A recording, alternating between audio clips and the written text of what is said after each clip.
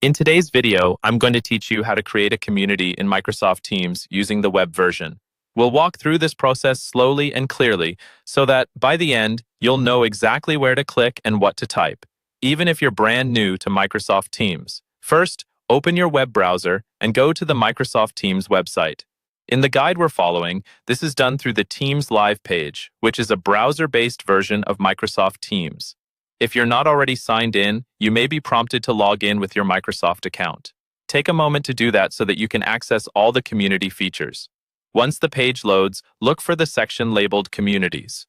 This is different from regular Teams chat or meetings. Communities are designed more like group hubs where people can share posts, announcements, and resources around a common topic, whether that's for business, a club, or any interest group.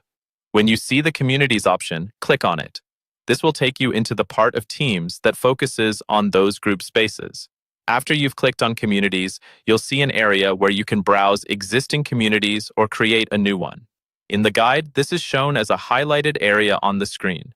Go ahead and click on the highlighted section that lets you start or configure a community. This is usually a button or a link that stands out visually, and it's your entry point to setting things up.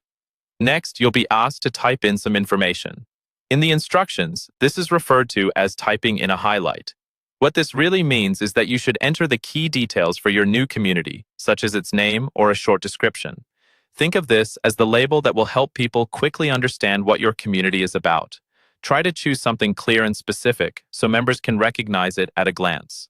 Once you've filled in the required field or fields, look for the Add button.